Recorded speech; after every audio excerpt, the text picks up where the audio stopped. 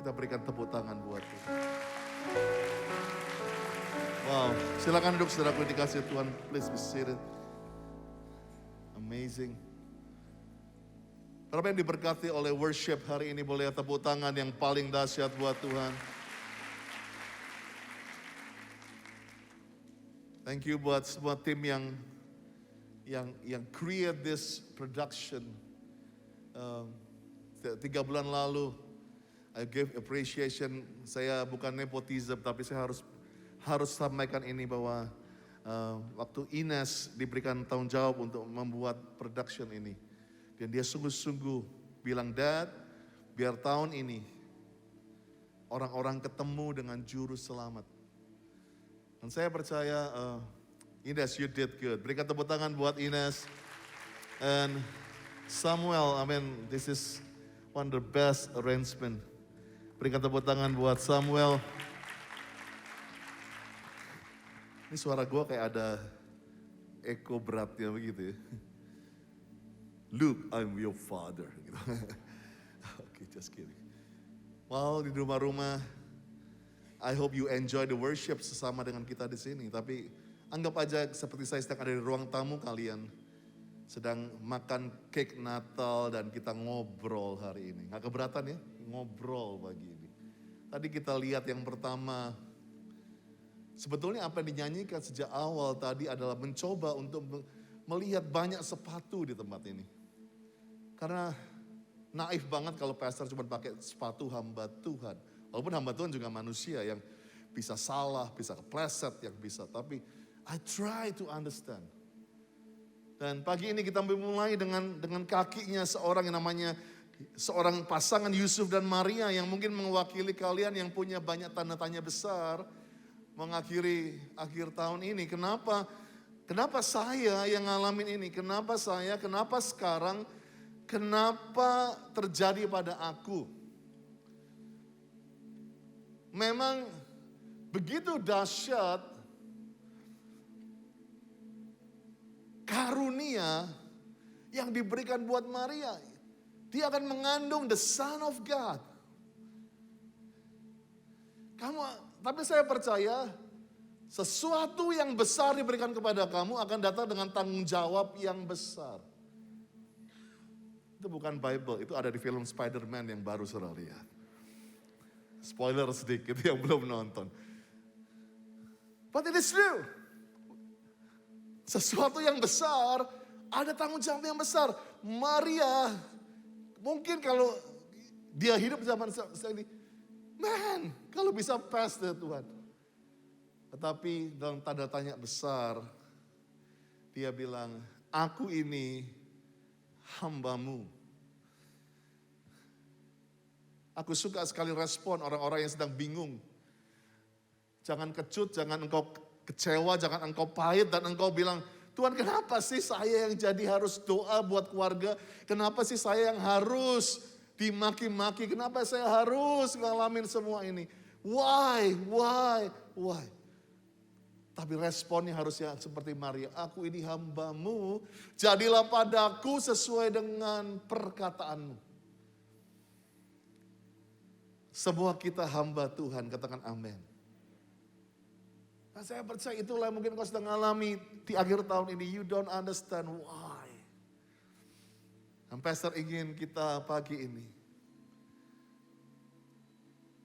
jangan kau ngomel dan maki-maki Tuhan, tapi berkata, Tuhan, aku ini hambamu. Jadilah padaku sesuai dengan perkataanmu. Be it unto me according to your word. Dan kita melihat waktu Pipo dan Marshall katakan, I surrender all. Pagi ini kalau engkau sedang mengalami seperti Yusuf dan Maria, engkau tidak mengerti, maka lagu tadi, aku berserah semuanya, I surrender all. Kalau selama ini kamu cuma menyerahkan mungkin hidupmu 50%, engkau cuma menyerahkan imanmu 70%. Tuhan, aku sudah ada di gereja 92%. Tuhan, aku sudah punya kepercayaan kepadamu 95%. Tapi Tuhan mau pagi ini, you surrender all. all of your strength, all of your mind, semua kekuatanmu, semua pikiranmu, serahkan kepada Tuhan. Surrender all.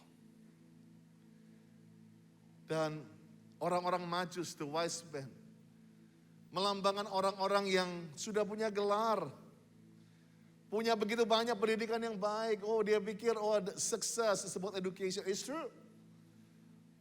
Engkau mengikuti orang-orang yang begitu sudah diberkati, bisnismu luar biasa, kriptomu sudah naik berkali-kali lipat. You are so success. Tapi saya percaya hari-hari ini, hai orang-orang sukses, hai orang pintar. Tapi kalau tiap malam kau berkata, kau punya tanya besar, kalau aku mati, apakah aku selamat atau tidak? Mungkin kamu seperti Nikodemus yang malam-malam, orang profesor ini, dia punya satu pertanyaan besar. Am I gonna be saved? Apakah aku harus selamat? Kalau aku mati, apakah aku akan masuk surga? Karena semua orang tidak ada yang bisa kasih kepastian. Moga-mogahan, ya kalau kamu jalan benar, ya kalau gini, nggak ada yang bisa. Cuman Yesus yang bisa bilang malam itu. Mengenai kelahiran dan pertobatan orang-orang yang lahir baru. Dan orang-orang kaya seperti orang Majus ini akan Tuhan buat satu kelaparan, kehausan mencari Tuhan. Dan ini akan terjadi di tahun 2022, paradigma baru bahwa Tuhan bukan hanya akan melawat orang-orang di gedung gereja, tapi di kantor, di supermarket, di mall, di sekolah-sekolah. Ada orang-orang yang bertemu dan mendapatkan Tuhan. Saya percaya inilah yang Tuhan katakan, I'm go public. Aku udah gak sabar, aku sudah lama dikengkem di gereja. I'm going out. Dan akan muncul orang-orang Majus yang perlu 2 tahun untuk mendapatkan Yesus. Orang-orang yang mencari Tuhan. Karena kekayaan dan gelar itu tidak bisa menjamin.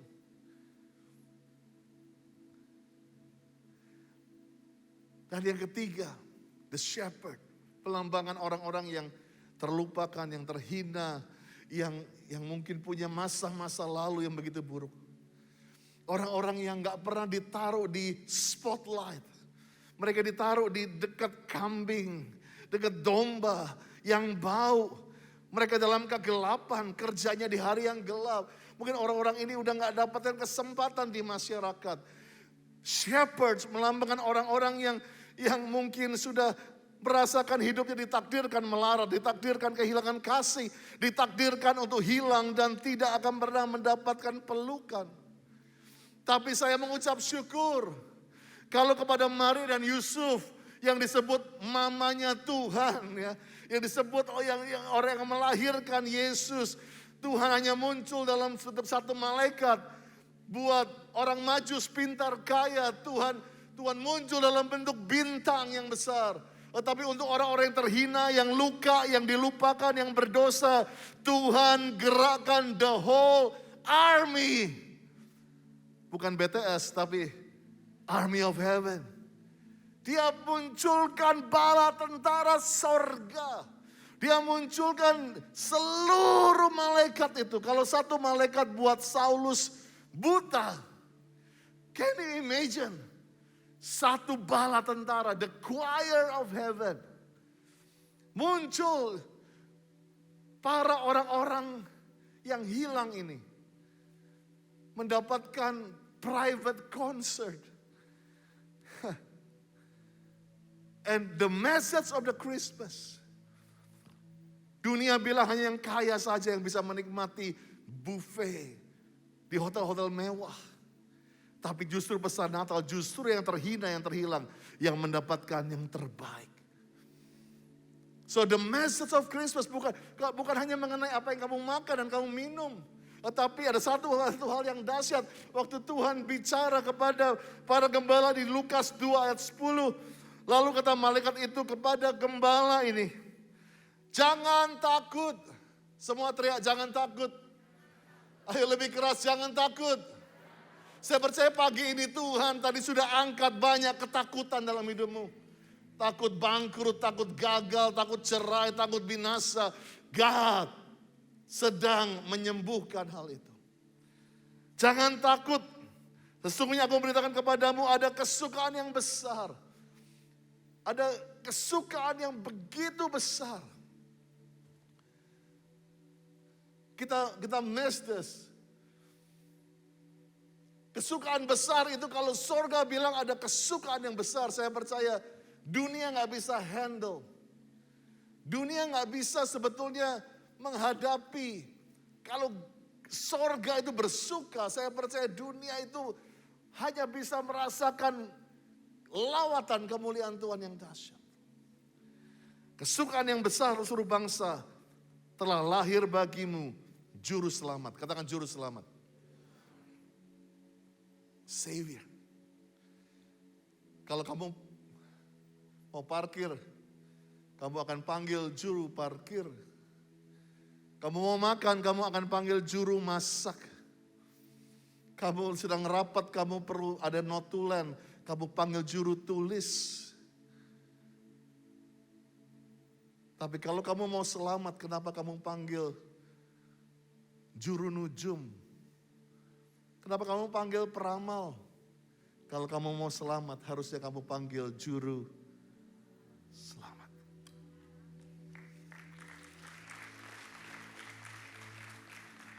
We miss this.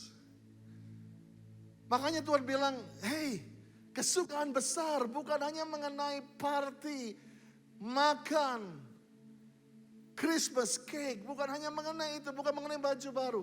Kesukaan besar, aku datang sebagai juru selamat. Memang Yesaya 9 berkata, seorang anak telah lahir untuk kita, seorang putra diberikan untuk kita, pemerintahan di bahunya, namanya disebutkan penasihat ajaib, Allah yang perkasa, Bapa yang kekal, Raja damai. Tapi saya percaya ini nama-nama Tuhan yang dahsyat. Tetapi saya percaya Tuhan gak bilang kesukaan besar karena ada penasihat ajaib, ada perkasa, ada Bapa yang kekal, Raja damai. Tetapi kesukaan yang besar sebab dia disebut juru selamat. Seorang dokter waktu dia menyembuhkan pasiennya sembuh, dokternya bukan berarti harus jadi sakit. Yang mengerti katakan aha. You get this, amin. Seorang tabib, aku kasih resep, sembuh. Ini gak harus sakit. Penasihat ajaib, gua nasihatin lo, jadi pintar, jadi punya hikmat. Yang kasih nasihat gak harus jadi goblok. No. Tapi hanya yang disebut juru selamat, yang diselamatkan selamat tetapi dia jadi tidak selamat. Itu hanya itu perbedaannya. Kita seringkali miss this. Kita suka sekali nama semua karena kita suka ini. Tapi sebetulnya ada satu yang beda. Waktu kita sebut juru selamat, oke bilang, oh kita senang kita selamat, tetapi yang menyelamatkan tidak selamat. Inilah bedanya Savior dengan semua hal ini. Beberapa orang yang orang tuanya meninggal, yang anaknya meninggal dalam COVID ini. Berapa mereka nangis, peluk saya bilang, Pastor, bisa gak yakinkan saya orang tua saya pasti masuk surga. Yakinkan saya Pastor kalau istri saya pasti masuk surga. Yakinkan saya kalau anak saya masuk surga. Saya bilang, saya gak bisa jawab karena I don't know. Kenapa Pastor? Kan dia ke gereja sama saya. Dia kan ada dalam choir Pastor. Oh dia kan bapaknya pendeta. Dia kan hidupnya baik. Dia kan gak pernah. Pasti dong Pastor. Yakinkan saya. Saya bilang no bro sis. Kalau gue bisa yakinkan. Karena Alkitab gak pernah tulis mengenai itu. Apa yang Alkitab tulis? Yuk kita samakan landasan kita pagi ini. Karena yang pertama Roma 3:23, semua orang telah berbuat dosa. Katakan semua orang. Mungkin kau bilang, gua cucunya Billy Graham. Semua orang. Oh saya masih keponakannya Pak Niko. semua orang. Saya udah buat baik, saya udah sumbang yatim piatu, saya nggak pernah cipo orang, saya nggak pernah makan duit orang. Semua orang. Masalahnya gue harus kembali ke Bible. Karena ini seringkali kita lupa, kita mau jadi kreatif seperti itu. Tapi Tuhan bilang, semua orang telah berbuat dosa. Termasuk saya, Pak Monty, all the pastors, semua orang di sini. Pernah berbuat dosa dan kehilangan kemuliaan Allah. Jadi we have to agree with this, semua orang. Anaknya Brian Carla yang baru lahir tadi malam, semua orang. Semua orang berbuat dosa. Kehilangan kemuliaan Allah. Yang kedua, Roma 6:23 berkata, dan upahnya dosa atau hasilnya kita berdosa, semua orang ini maut. Jadi orang yang lahir sudah dicap dosa dan upah dosa itu maut. Engkau boleh punya teori segala macam teori, but I believe in my Bible. Aku percaya Alkitabku berkata kalau kamu punya dosa, upah dosa itu maut. Jadi jangan main-main dengan dosa, next gen. Tuhan pikir, wah nanti gua tua aja bertobat. Ingat, sekarang anak muda pun Tuhan bisa panggil kapanpun. Upah dosa, maut. Tapi yang ketiga, Roma 10 ayat 9 dikatakan, kalau kamu mengaku dengan mulutmu, Yesus adalah Tuhan dan percaya dalam hatimu bahwa Dia telah membangkitkan, Allah telah membangkitkan Yesus dari antara orang mati, kamu selamat. That's it. Jadi kalau kita mengaku dengan mulut, kita percaya dengan hati bahwa Yesus adalah yang dibangkitkan untuk kita diselamatkan, kita selamat. Dengan hati orang percaya, dibenarkan, dengan mulut orang mengaku dan diselamatkan. Berikan tepuk tangan buat Tuhan Yesus. So let me close with this. Efesus 2 ayat 8-10. Karena kasih karunia kamu diselamatkan oleh iman. Bukan hasil usahamu. Amin. Tetapi pemberian Allah. Itu bukan hasil pekerjaanmu. Jangan ada yang memegahkan diri di sini. Karena kita ini buatan Allah, made in heaven. Diciptakan dalam Kristus. Yang untuk melakukan pekerjaan baik yang dipersiapkan Allah sebelumnya. Ia mau supaya kita hidup di dalamnya. 3 hal pesan Natal pagi ini. Keselamatan yang pertama, kasih karunia. Katakan kasih karunia. Bukan usahamu. Bukan karena orang tuamu punya warisan. Bukan karena pekerjaan baikmu. Tapi kasih karunia. Kenapa kamu dipilih dari 7 miliar manusia yang bisa dengar pesan Natal ini pagi ini? Kenapa bukan kamu yang sedang mau lompat dari jembatan itu untuk bunuh diri? Kenapa bukannya kamu yang di rumah sakit jiwa? Kenapa bukannya kamu yang sedang dalam panti rehabilitasi? Kenapa bukannya kamu yang harusnya udah ada di peti mati itu? Kenapa kamu yang masih hidup? Kenapa yang kamu masih survive di tahun 2021 ini? Dalam Natal ini jawaban cuma satu, kasih karunia. That's it. Sehingga engkau harus tahu hari ini. Jangan bilang, oh kenapa gue jadi Kristen di zaman ini. Bro, is kasih karunia. Ada orang yang mau selamat gak bisa hari-hari ini. Uangnya banyak, tapi bunuh diri. Uangnya banyak, tapi cerai dan cerai dan cerai. Orang mau dapetin apa yang lu dapetin pagi ini. Tapi kita sering kali bilang, wow, gue tersiksa jadi Kristen. Apa enaknya? Saya mau katakan, kalau kamu bisa dengar pesan ini, kasih karunia. Mungkin engkau, kenapa gua ditipu ke sini, bilangnya mau makan siang, mau Krismasan, gua diajak ke gereja. Kasih karunia bro. Kalau kalian bisa dengar pesan ini, itu kasih karunia. Kedua, semua ini karena kemurahan Tuhan. Katakan kemurahan Tuhan, karena cintanya Tuhan sama kalian. For God so love the world. Karena begitu besar kasih Allah kepada dunia ini. Kata dunia dalam Yohanes 3:16 adalah orang bejat, orang yang dosa, orang yang rusak, orang yang gak punya pengharapan. Tapi Tuhan itu so in love. Begitu besar, Bahkan kata begitu besar, kata aslinya adalah cinta yang reckless. Cinta yang gokil, kalau saya boleh bahasa ini. Kalau saya boleh kata-kata prokemnya, katakan cinta yang waduh, rasanya mau berkorban, rasanya mau apa saja. For God so love orang-orang berdosa. Karena begitu besar kasih Allah pada orang yang sakit, orang yang hilang. Dia memberikan. Dan saya percaya, kalau kamu gak siap jadi gila, jangan pernah mulai bercinta. Itulah cerita Dylan 2022. That's true. Jangan main-main bilang I love you. Tapi kamu gak pernah become so crazy in love. Di tengah dunia yang semakin gila, name it hari-hari ini. Saudara-saudaraku, Bapak Ibu Saudara, dunia akan dibuat semakin gila. Dibuat semakin tidak masuk akal. Guru perkosa muridnya, orang tua bunuh anaknya, everybody so crazy. Dan di tengah dunia yang semakin gila ini diperlukan kasih yang semakin gila. Kasih yang semakin reckless, kasih yang semakin luar biasa. Kita gak bisa setengah-setengah. Tuhan menunjukkan, for I so in love.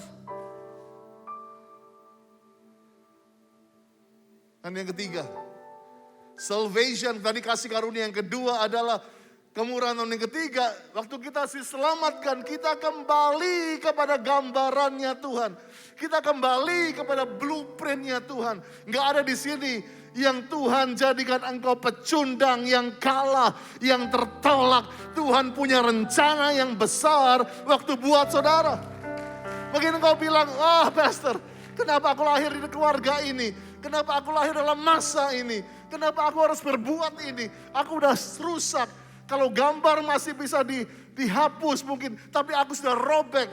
Apapun keadaanmu, Tuhan akan buat engkau kembali ke gambarannya.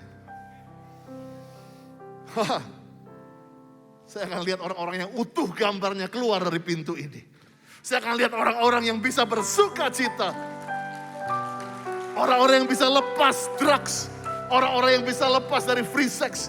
Orang-orang yang bisa berkata besok lebih baik daripada hari ini. Because Jesus with me. Kamu kembali kepada gambaran. I'm gonna close with this. Bethlehem adalah awal. Tetapi diakhiri di Golgota, di Kalvari. Banyak orang celebrate Bethlehem. Tetapi Bethlehem tanpa Kalvari cuman entertainment. Tetapi Bethlehem ditambah Kalvari equal salvation.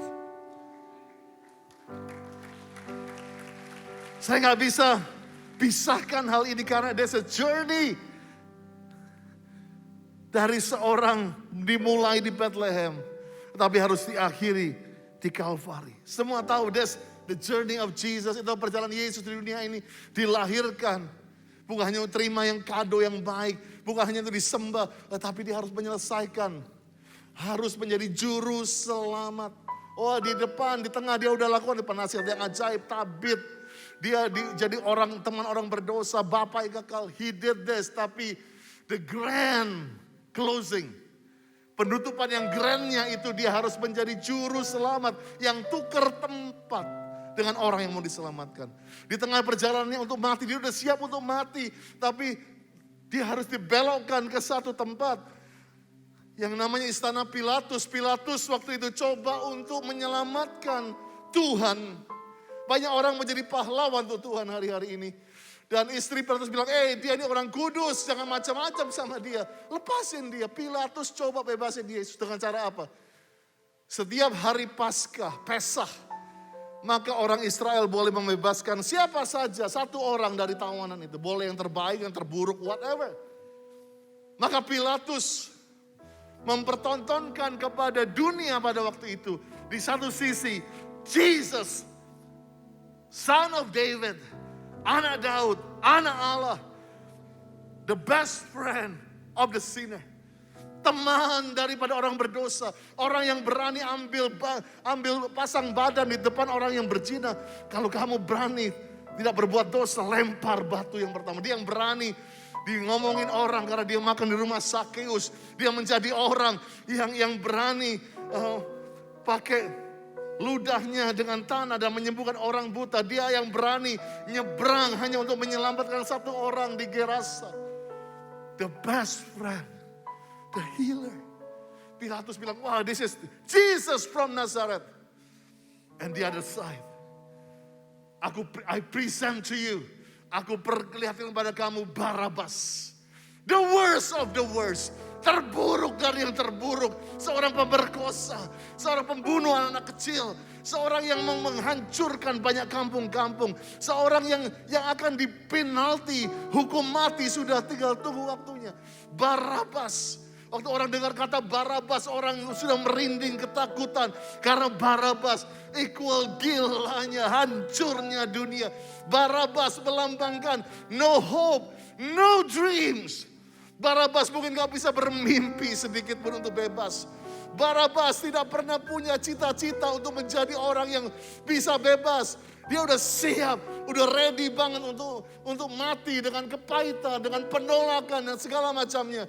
Tetapi tiba-tiba dia di pagi-pagi itu, penjaga bilang, hey Barabas, ada chance kamu akan dibebaskan.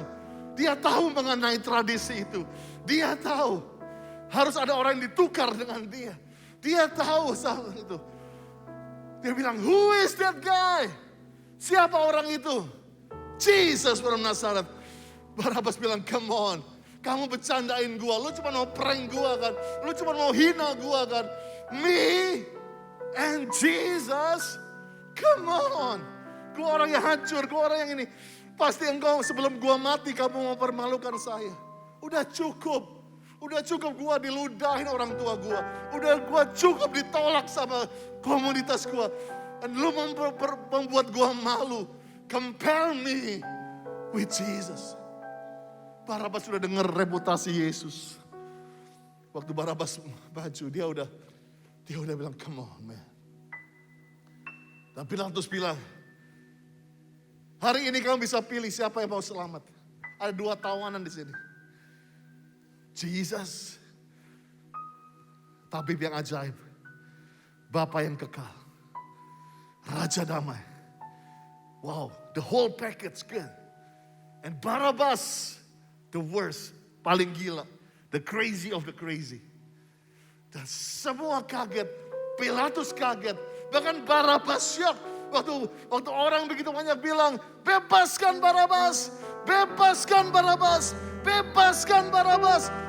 Kill Jesus, bunuh Yesus, salibkan Yesus. Barabas tidak percaya, dia bilang, Barabas shock, dia bilang, wow, what is this? Barabas makin shock. Waktu penjaga itu mulai pegang dia, come on man, lu lepas, you are free. Dia didorong dari panggung itu. Dia bilang, wow, this is not true.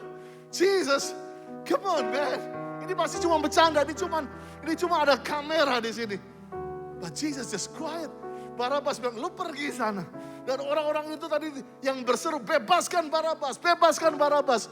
Barabas pikir dia akan menjadi heroes, selebriti yang diterima. Waktu dia masuk ke crowd itu bilang, lu pergi lu sampah. Ternyata mereka gak cinta Barabas. Mereka gak mau bebaskan Barabas. Mereka cuma mau bunuh Yesus. Barabas gak dipeluk. Barabas dipikir tembok itu dia coba untuk, hey man, that's me. Ini gue yang dibebasin. Tapi dia tetap tertolak. Dia pikir dunia bisa membebaskan. Lu pikir wine, drugs, crypto, kekayaan, asuransi bisa bebasin kamu. Tetapi kamu dalam tahun ini kamu mulai berkata, aku masih tertawan. Kamu boleh jadi orang bebas secara dunia, tetapi engkau masih tertawan sebetulnya. Nah, saya percaya di tengah semua orang lagi heboh-hebohnya, cuman didengar crucify Jesus, salibkan Yesus, salibkan Yesus. Di tengah kehebohan itu, Barabas cuman lihat ke Yesus. Dan if Jesus bisa lihat dia akan bilang, Barabas, aku datang cuman buat kamu. I come just for you. I come just for you, Barnabas. Because I so in love with you. Saudara pikirkan ini kenapa harus ada cerita yang nyempil ini. Kenapa ada cerita yang rasanya gak perlu. Tahu Jesus akan mati. Tahu Jesus harus mati. Gak ada skenario lain. Kenapa perlu ada cerita yang belok ke sini. Yang rasanya aduh gak perlu sih. Karena Bible bilang hari ini. Jesus come for you. Yesus datang buat engkau. Yesus datang untuk menyembuhkan engkau. Yesus datang untuk membebaskan engkau.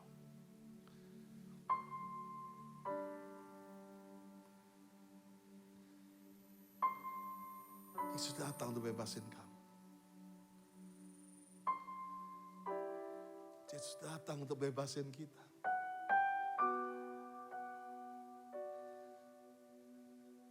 Yesus datang supaya kita masih punya pengharapan. Kau bilang, Pastor, hidupku itu buruk banget. Mungkin aku lebih jahat dari Barabas. Gak salah Tuhan. Gak salah Tuhan. No. Karena Tuhan bilang, I come just for you.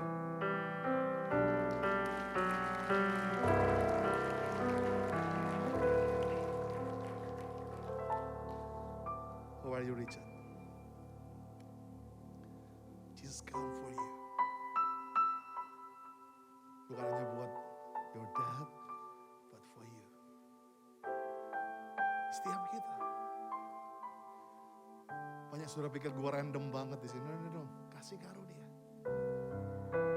Saya suka pikir kenapa saya masih hidup? Kenapa bukan Om Roy? Kenapa bukan Om David? Kenapa bukan Om Jimmy Mulia yang hidup? Kenapa gue yang masih hidup? Saat gue sering kali tanya Tuhan, why? Dek, kasih karunia Tuhan bilang. Sehingga kalau kamu masih hidup hari ini dan dengar firman ini, jangan sia-siakan waktu. Cepat-cepat make sure kalian selamat. Jangan, gue perlu dialog teologia begitu. Gue perlu diyakinkan. No. Hari ini Tuhan cuma bilang this message. I come